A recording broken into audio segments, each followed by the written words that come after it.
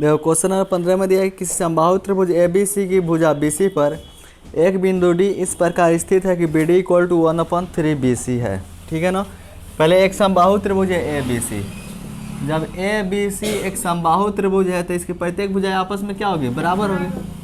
तो देखो ABC एक समबाहु त्रिभुज है, इसलिए इसकी भुजा AB BC और AC तीनों क्या होगी, आपस में बराबर होगी, इक्वल टू AC। ठीक है। बोला है कि भुजा BC पर बिंदु D इस प्रकार स्थित है। भुजा BC पर एक बिंदु D इस प्रकार स्थित है, मान लो यहाँ पे बिंदु D है, यह बिंदु D इस प्रकार स्थित है कि BC इक्वल टू क्या है जी, BD equal to 1/3 BC। BD equal to क्या है, 1/3 BC। इसका मतलब ये हुआ, ये 3 डिवाइड में इधर आया तो मल्टीप्लाई में था, 3 BD इक्वल टू क्या होगा, BC होगा ना। मतलब ये दिया है कि भुजा BC पर बिंदु D इस प्रकार स्थित है कि 3 BD मिलकर, कितने BD मिलकर, 3 BD मिलकर BC के बराबर होंगे। यानी ऐसा अगर 3 BD होना तो किसके बराबर होगा, BC की इक्वल होगा। ये बात समझ में आया।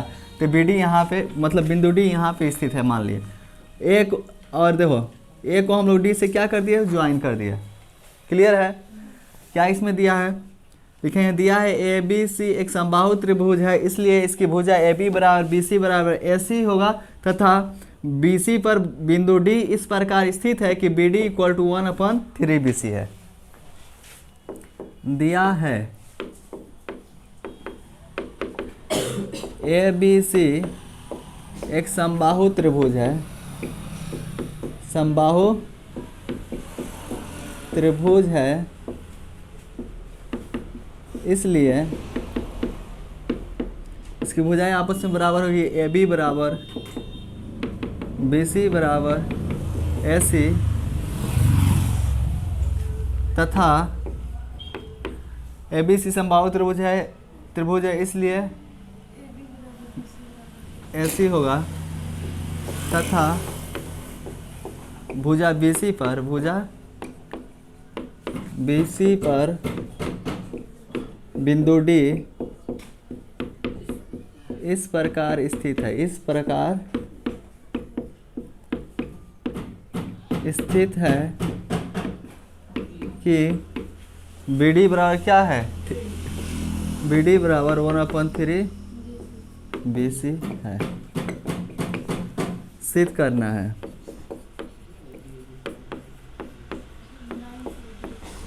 सिद्ध करना है, क्या सिद्ध करना है जी, 9AB²।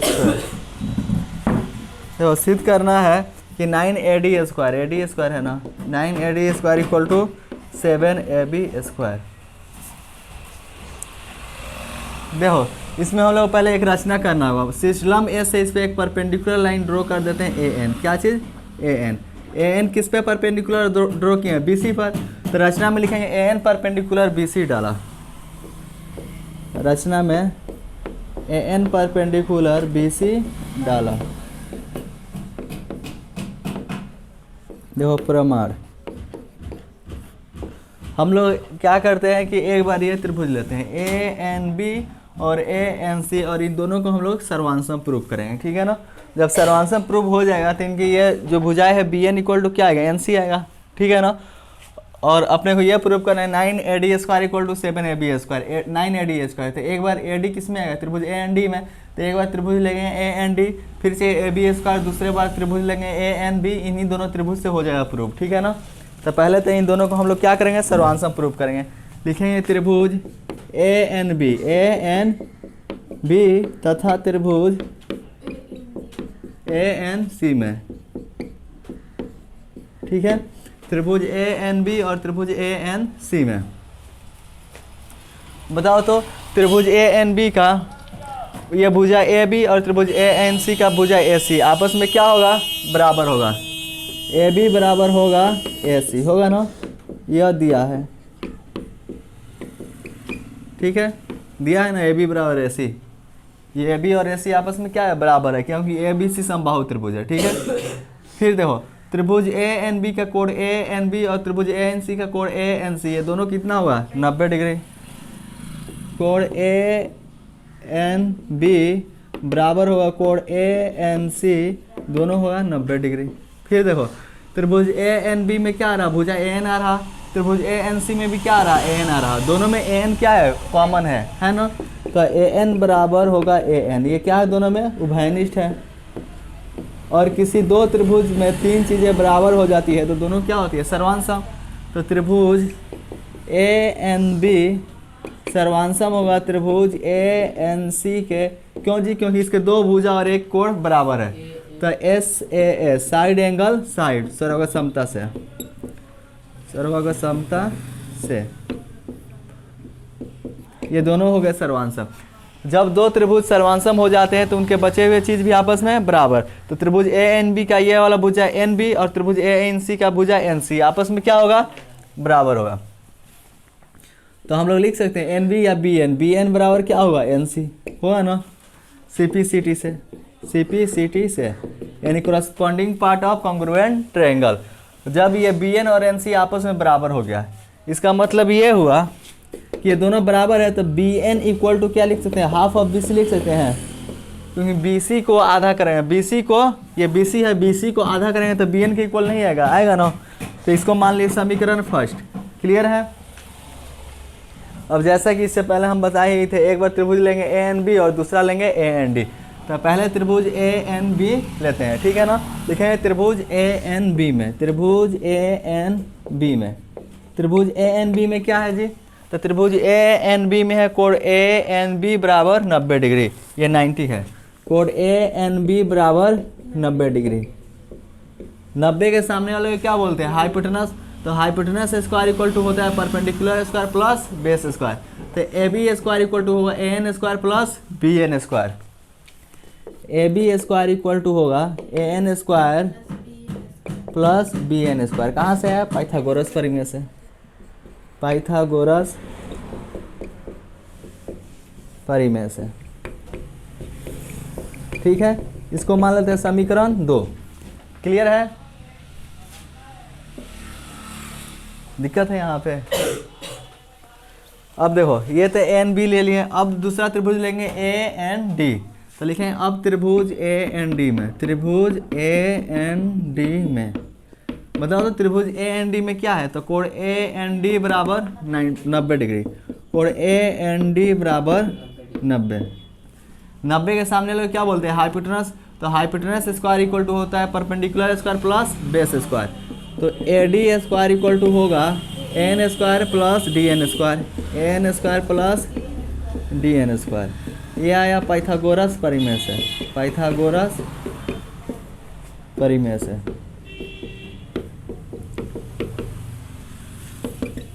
देखो ए डी स्क्वायर तो A D square, A N square तो ए एन स्क्वायर रहने देते हैं। ये देखो तो यहाँ पे क्या है, डी एन स्क्वायर है ना। तो डी एन क्या है, यही ना है। तो डी एन को, ये डी एन को हम लोग कैसे लिख सकते हैं, अगर टोटल बी एन में से और बी डी को घटाएंगे तो डी एन के इक्वल नहीं आएगा, आ जाएगा ना।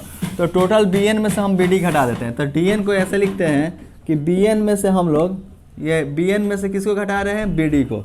बी एन में से बी डी घटाएंगे तो क्या आ जाएगा, डी एन आ जाएगा। और डी एन स्क्वायर है तो इसका होल स्क्वायर, ताकि जो डी एन आएगा तो डी एन का स्क्वायर हो जाएगा। कोई दिक्कत है।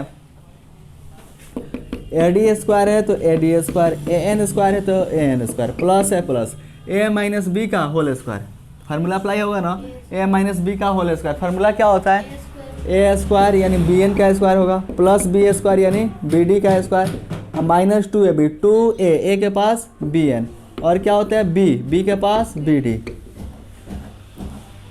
कोई दिक्कत। देखो प्रूफ में तो ए डी स्क्वायर चाहिए, तो ये ए डी स्क्वायर हमें मिलते हैं।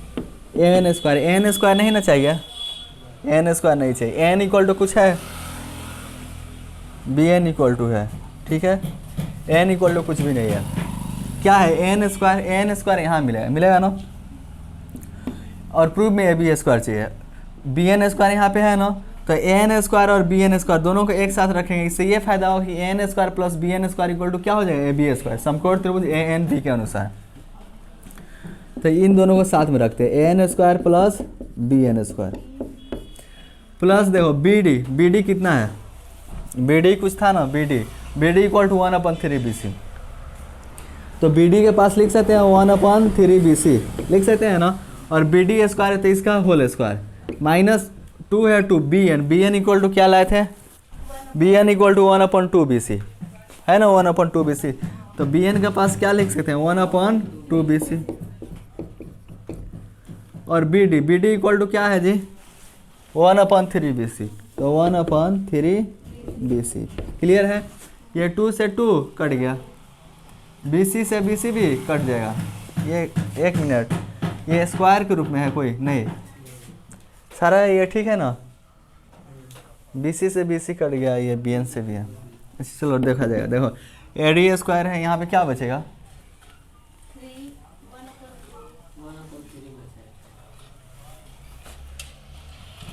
देखो तो ये तो ठीक है, 2 है 2 तो 2 BN 2AB। एक काम करो, इसको नेक्स्ट स्टेप में पुट करें वैल्यू। पहले ये देखो तो यहाँ पे तो ठीक है 1/3 BD इक्वल टू, और 2BN है तो 2BN इंटू BD है तो BD। ये कहाँ से लिखे हैं BD equal to 1/3 BD equal to 1/3 ये दिया है ना, यहाँ पे लिख देते हैं रीजन में दिया है।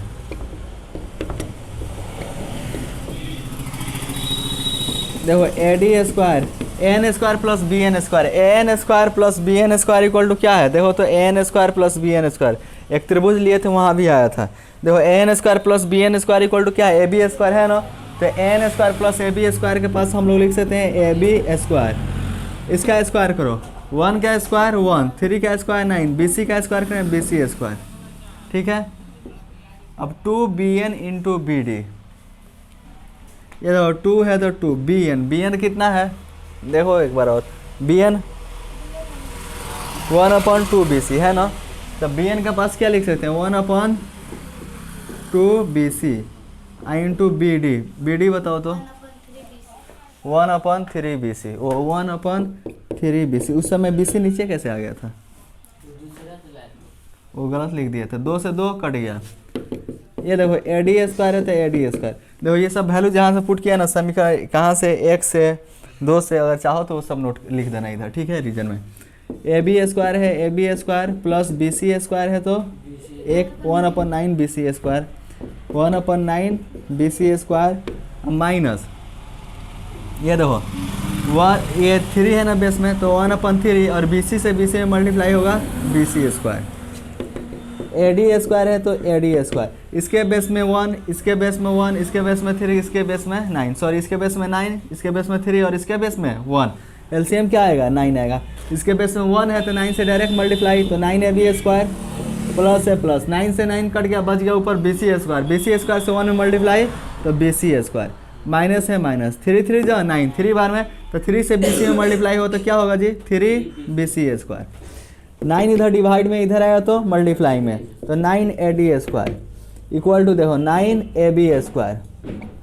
बताओ तो -3 BC square plus 1 BC square, तो 3 BC स्क्वायर में से 1 BC स्क्वायर घटाओ तो -2 BC स्क्वायर, बड़ा माइनस वाला है तो माइनस होगा ना। क्या यहाँ पे कोई दिक्कत है।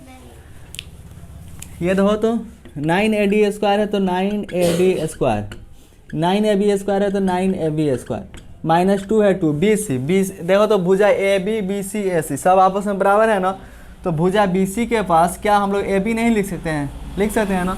तो BC के पास आ गया AB और BC स्क्वायर तो AB का स्क्वायर रीजन में लिख देंगे, चूँकि ये तीनों भुजाएं क्या है बराबर है। या ABC एक कैसा त्रिभुज है, वो ये अपन है, ABC एक समबाहु त्रिभुज है ना। तो भुजाएं तो बराबर होगी ना। इधर रीजन में लिख देते हैं चूँकि AB बराबर BC, ये दिया है ना। ये देखो 9AD स्क्वायर, बताओ तो 9AB स्क्वायर में से 2AB स्क्वायर सब्ट्रैक्ट करें क्या बचेगा 7AB स्क्वायर। प्रूफ क्या करना था 9, यही ना प्रूफ करना था, हो गया प्रूफ।